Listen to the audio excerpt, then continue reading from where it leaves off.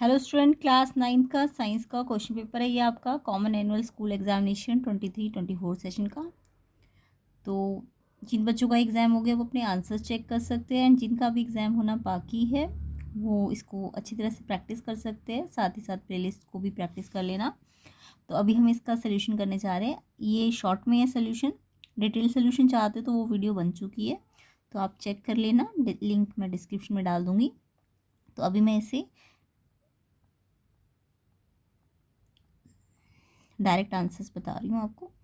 चलिए section A पे आते हैं। सेक्शन ए का first question, conversion of solid state into vapour state without passing through the liquid state called.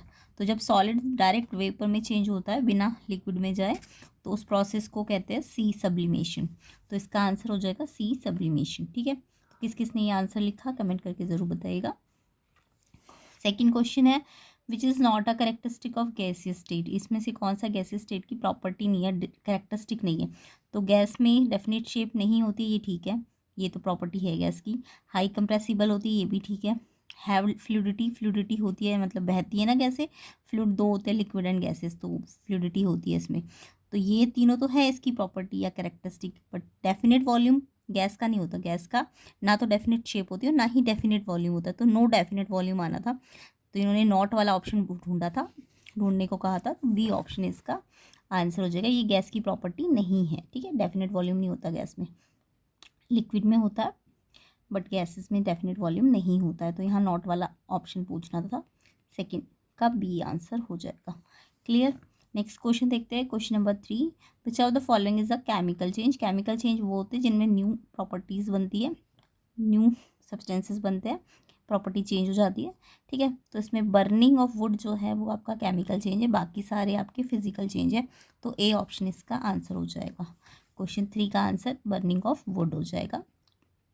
किस किस ने ये आंसर लिखा कमेंट करके ज़रूर बताइए। एग्जाम कैसा गया ये भी कमेंट करके बताइएगा। प्लेलिस्ट सेक्शन को चेक कर लेना, उसमें इंपॉर्टेंट क्वेश्चंस है और बहुत डिटेल सोल्यूशंस भी कराए गए। इस पूरे क्वेश्चन पेपर का भी डिटेल सोल्यूशन बन चुका है, तो आप चेक कर लेना, लिंक मैं डिस्क्रिप्शन में डाल दूंगी। फोर्थ क्वेश्चन पे आते हैं, chemical formula of calcium phosphate. Calcium phosphate का केमिकल फॉर्मूला बनाना था। तो कैल्शियम की वैलेंसी 2 होती है, फॉस्फेट की 3 होती है, ये फॉस्फेट का सिंबल होता है।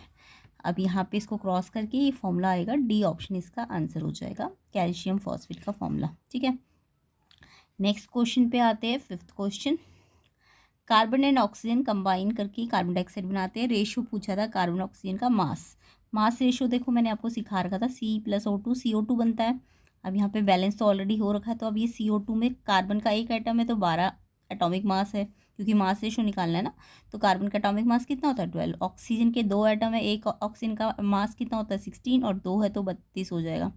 और फिर इसको रेशियो निकालना है, तो यहाँ पे आप इसे कैंसिल कर सकते हो, 4 से 4 3 जा 4 8 जा, तो बी आंसर हो जाएगा इसका क्वेश्चन नंबर 5 का, 3:8। अगर यहाँ पे मॉलिक्यूलर मास निकालना होता तो आप इन दोनों रेशियोज को प्लस कर देते तो मॉलिक्यूलर मास आ जाता, बट अभी फिलहाल आंसर ये हो जाएगा 3:8।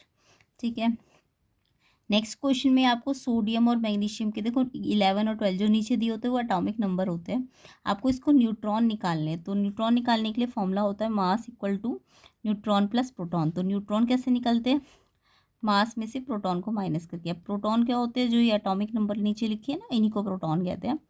ठीक है, एटॉमिक नंबर और प्रोटॉन सेम होते हैं। तो यहाँ पे मेरे को प्रोटॉन पता है, अब मेरे को यहाँ पे इसका मास नंबर नहीं पता था, तो मेरे को याद करना पड़ेगा, 23 होता है। तो 23 में से प्रोटॉन को माइनस कर दो तो न्यूट्रॉन आ जाएंगे। ठीक है, सेम ऐसी मैग्नीशियम का एटॉमिक मास 24 होता है, इसका Z तो 12 है, Z जितना होगा उतना ही प्रोटॉन होगा। एंड न्यूट्रॉन कैसे निकलेगा, मास में से प्रोटॉन को माइनस करके, तो दोनों के 12 आएंगे, इसलिए ऑप्शन बी इसका आंसर हो जाएगा। ठीक है, किस किस ने ये आंसर कमेंट लिखा कमेंट करके ज़रूर बताइए, बी ऑप्शन इसका आंसर है। क्वेश्चन नंबर 7 पे आते हैं, आइसोटोप एन एलिमेंट है। आइसोटॉप्स क्या होते हैं, जिनकी सेम फिजिकल प्रॉपर्टी होती है, नो सेम केमिकल प्रॉपर्टी होती है, तो यहाँ गलत है। डिफरेंट केमिकल प्रॉपर्टी होती है, ये गलत है। सेम होती है chemical property, same atomic number होता है, यस आइसोटॉप की नंबर जो एटॉमिक नंबर होता है वो सेम होते हैं। तो यहाँ पे आपको याद रखना है जो आइसोटॉप होते हैं उनके एटॉमिक नंबर सेम होते हैं, प्रोटॉन एटॉमिक नंबर प्रोटॉन ही होते हैं तो प्रोटॉन भी सेम होते हैं, केमिकल प्रॉपर्टी भी सेम होती है। क्या चीज़ डिफरेंट है? मास नंबर, न्यूट्रॉन और फिजिकल प्रॉपर्टी ये डिफरेंट होती है। एग्जाम्पल है आपके आइसोटॉप्स के, एक क्लोरीन का आइसोटॉप, ठीक है। तो क्वेश्चन नंबर 7 का सी ऑप्शन हो जाएगा, ठीक है। सेम एटॉमिक नंबर ये आइसोटॉप की प्रॉपर्टी होती है। नेक्स्ट क्वेश्चन पे आते हैं, तो हिंदी में भी डिस्कस करते हैं जल्दी से। ठोस अवस्था का द्रव अवस्था में बिना परिवर्तित हुए गैस अवस्था में बदलने को कहते हैं ऊर्ध्वपातन, सी ऑप्शन। कौन सा गैस का गुण नहीं है? गैस का गुण निश्चित आयतन, बी ऑप्शन है इसका आंसर। रासायनिक परिवर्तन कौन सा है? लकड़ी का जलना, ए ऑप्शन। कैल्शियम फॉस्फेट का formula, D option. Carbon oxygen का रेशो निकालना था 3:8, बी ऑप्शन। Na और Mg में न्यूट्रॉन 12 और 12, बी ऑप्शन। समस्थानिकों में कौन से गुण क्या होता है? एक समान परमाणु संख्या होती है। नेक्स्ट पे आते हैं, which cell organelles play a crucial role in detoxifying many poisons and drugs. कौन सी सेल ऑर्गेनेल है जो डिटॉक्सिफाई करती है पॉइजन ड्रग्स को? तो इसका आंसर हो जाएगा डी, SCR, ठीक है। इसका स्मूथ एंडोप्लाज्मिक रेटिकुलम, ये क्या करती है? पॉइजन एंड ड्रग्स को डिटॉक्सिफाई करती है, सी ऑप्शन इसका आंसर है। नेक्स्ट क्वेश्चन पे आते हैं, which of the following in plant have the capability of continuous cell division. Continuous cell division plant में कौन करता है? पैरेन्काइमस, क्लेरेन्काइमस, जाइलम की एपिकल मेरिस्टम। तो इसका आंसर है डी ऑप्शन, एपिकल मेरिस्टम। ये टिप ऑफ प्लांट में, रूट में, स्टेम में पाया जाता है, ठीक है। तो आंसर डी है इसका। नेक्स्ट क्वेश्चन पूछा था, the displacement of an object proportional है डिस्टेंस के, यानी डिस्टेंस बढ़ेगा तो डिस्प्लेसमेंट भी बढ़ेगा, ठीक है। तो प्रोपोर्शनल है, तो ये कब होता है? जब कोई बॉडी स्ट्रेट पाथ पे चलती है तभी डिस्टेंस और डिस्प्लेसमेंट इक्वल आता है, ठीक है। तो यहाँ पे ए ऑप्शन आंसर है क्वेश्चन नंबर 10 का।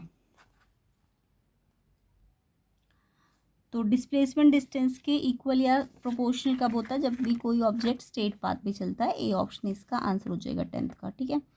नेक्स्ट क्वेश्चन पे आते हैं, if a body execute uniform motion, uniform motion में क्या चीज़ है? Speed will constant, A option है इसका आंसर। डिटेल सोल्यूशन मैंने बहुत डिटेल में समझाया है, तो इसकी प्रीवियस वीडियो को आप चेक कर लेना, लिंक मैं डिस्क्रिप्शन में डाल दूंगी।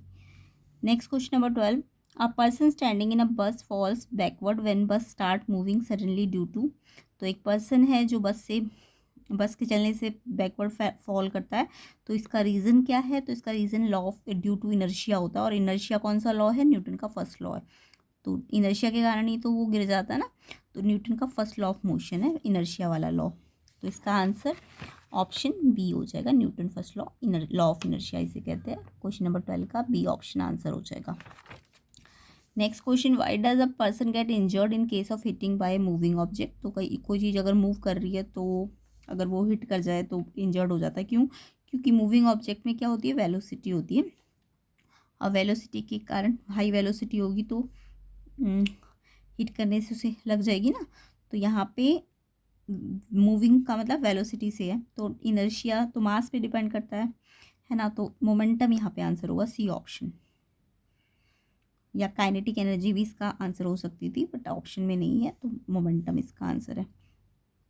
Next question, value of acceleration due to gravity. G की वैल्यू आपको याद रखनी है, पोल्स पे ज़्यादा होती है क्योंकि पोल्स की रेडियस कम होती है, पोल्स में रेडियस कम होती है, ठीक है। तो रेडियस कम है तो इसकी पोल में जो एक्सेलरेशन है ग्रेविटी वो ज़्यादा होगा, इक्वेटर में कम होता है, तो पोल में ज़्यादा होता है। तो यहाँ पे लिखा सेम है, ये गलत है। लेस है पोल पे, ये भी गलत है। Less on equator, yes equator पे लेस होगा, पोल पे ज़्यादा होता है, तो सी ऑप्शन इसका आंसर हो जाएगा। ये क्यों नहीं है? क्योंकि पोल से इक्वेटर पे ये बोल रहे हैं इंक्रीज हो रही है, यानी पोल पे कम है और इक्वेटर पे ज़्यादा है, तो यानी कि ये गलत बोल रहे हैं ना, तो लेस ऑन इक्वेटर इसका आंसर है। तो क्वेश्चन नंबर 13 का आंसर मोमेंटम, सी, एंड 14 का answer less on equator, C option. 15 पे आते हैं, इसके पहले हम हिंदी वालों को भी डिस्कस कर लेते जल्दी से। 8th क्वेश्चन, कौन सा कोशिकांग विष और दवाई का निराविषीकरण करने में रोल निभाता है? ये है आंसर इसका, चिकनी अंतर्द्रव्यीय जालिका, सी ऑप्शन। किसमें निरंतर कोशिका विभाजन की क्षमता होती है? इसमें है शीर्षस्थ विभज्योतक, डी ऑप्शन। वस्तु का विस्थापन दूरी के समानुपाती कब होता है? जब सीधे पथ पर चलती है वस्तु, ए ऑप्शन। अगर एक वस्तु एक समान गति है तो उसमें चाल स्थिर होती है, ए ऑप्शन। जब बस चलने लगती है तो बस में खड़ा व्यक्ति पीछे की ओर गिरने लगता है, ये न्यूटन का गति का प्रथम नियम है, बी ऑप्शन। जड़त्व का नियम भी कहते हैं इसको।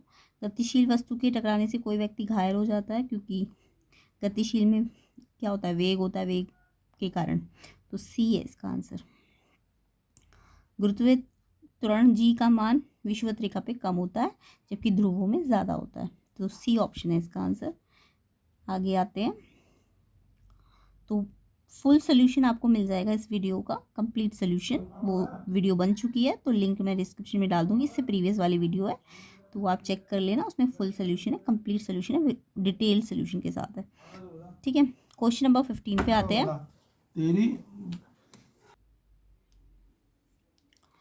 क्वेश्चन नंबर 15 पे आते हैं, when a body falls freely towards earth then its total energy. तो जब बॉडी फ्री फॉल करती है तो उसकी टोटल एनर्जी कैसी रहती है? तो देखो, टोटल एनर्जी कंजर्व रहती है, क्योंकि पोटेंशियल एनर्जी काइनेटिक एनर्जी में चेंज हो रही होती है, या काइनेटिक एनर्जी पोटेंशियल एनर्जी में, बट टोटल एनर्जी कांस्टेंट रहती है, तो इसका आंसर सी ऑप्शन है, remains constant. Work done on object does not depend upon, work किस चीज़ पे डिपेंड नहीं करता? तो वर्क का फॉर्मूला होता है आपका फोर्स इनटू डिस्प्लेसमेंट, एंड उनके बीच में जो एंगल होता है, फोर्स और, मान लो ये डिस्प्लेसमेंट और ये फोर्स है, तो फोर्स और डिस्प्लेसमेंट के बीच में जो एंगल होता है, कई बार ये सेम डायरेक्शन में हो सकता है, फोर्स भी और डिस्प्लेसमेंट भी, तो एंगल जीरो हो जाएगा, बट कभी कभी एंगल भी हो सकता है, तो जो एंगल है उस पर भी डिपेंड करती है, तो फोर्स पे, डिस्प्लेसमेंट पे और एंगल पे, तो वर्क का ये फॉर्मूला होता है, ठीक है। तो किस पे डिपेंड नहीं करता work? Initial velocity of object पे, डी ऑप्शन इसका आंसर है।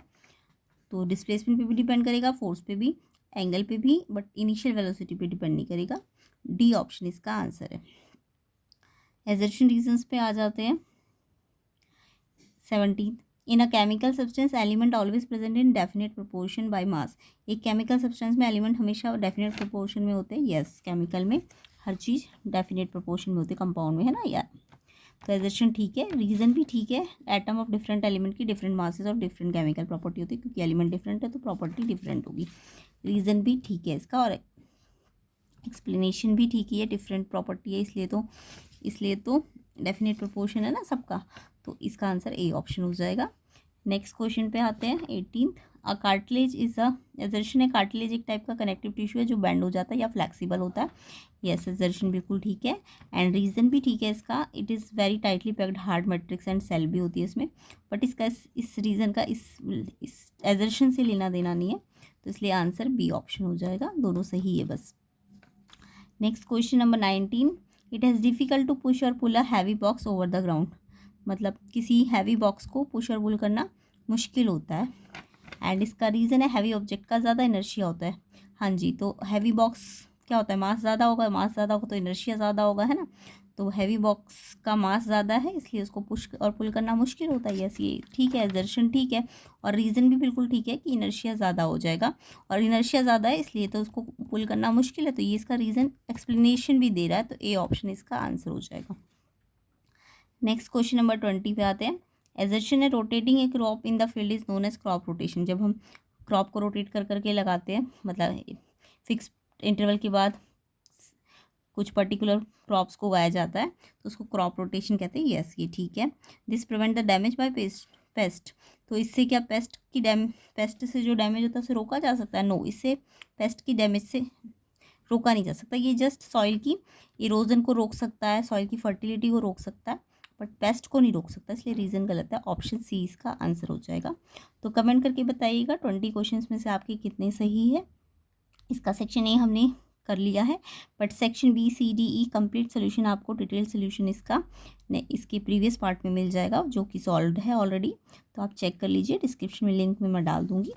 तो कमेंट करके बताइएगा कैसा गया एग्ज़ाम, एंड जिन बच्चों का भी एग्ज़ाम बाकी है वो प्लेलिस्ट की वीडियोस को चेक कर लेना, इंपॉर्टेंट है सारी प्लेलिस्ट, ठीक है। बाकी ये क्वेश्चन पेपर था आपका पूरा, क्वेश्चन पेपर को चेक कर लीजिए।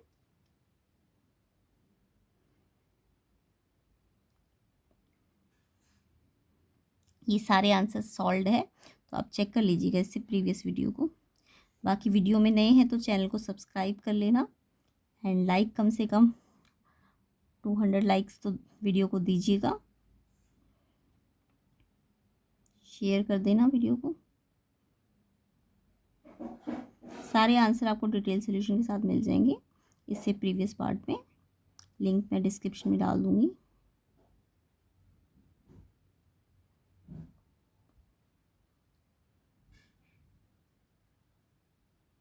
सेक्शन ई भी डिटेल सोल्यूशन के साथ सॉल्व है।